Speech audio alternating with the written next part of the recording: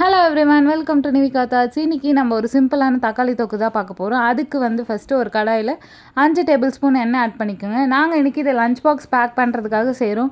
So எண்ணெய் அதிகமாக add பண்ணிக்கிட்டோம். நீங்கள் உடனே செஞ்சு சாப்பிட்ற மாதிரி இருந்தால் எண்ணெய் கம்மி பண்ணிக்கோங்க.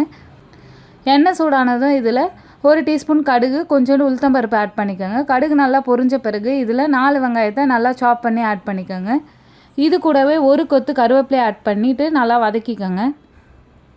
இதில் ஒரு முழு பூண்டை உரித்து ஆட் பண்ணிக்கலாம். அதையும் சேர்த்து நல்லா வதக்கிக்கோங்க.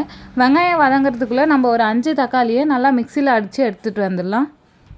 மிக்சியில் பல்ஸ் மோடில் வச்சு தக்காளியை அரைச்சி எடுத்துக்கோங்க. வெங்காயம் இந்த மாதிரி கோல்டன் ப்ரௌன் ஆன பிறகு இதில் நம்ம தக்காளியை ஆட் பண்ணிவிட்டு அதையும் நல்லா ஒரு மிக்ஸ் கொடுத்துக்கோங்க.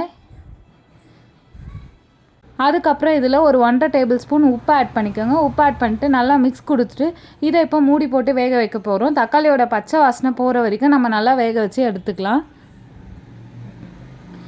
ஒரு 10 நிமிஷம் கழித்து எடுத்து பார்த்திங்கன்னா தக்காளியோட பச்சை வாசனைலாம் நல்லா போயிட்டு வெந்திருக்கும். இந்த ஸ்டேஜில் நம்ம மசாலா ஐட்டம்ஸ்லாம் ஆட் பண்ணிக்கலாம். நான் இன்றைக்கி 2 டீஸ்பூன் காஷ்மீரி மிளகாய்த்தூள், 3 டீஸ்பூன் குழம்பு மிளகாய்த்தூள் ஆட் பண்ணியிருக்கேன். இதெல்லாம் ஆட் பண்ணிவிட்டு நல்லா மிக்ஸ் பண்ணிவிடுங்க. மசாலாவோட பச்சை வாசனை போகிற வரைக்கும் நல்லா வதக்கி விட்டுக்கோங்க. இப்படி போட்டு வேக வச்சுக்கலாம். அப்போ மசாலாவோட பச்சை வாசனை சீக்கிரமாகவே போயிடும்.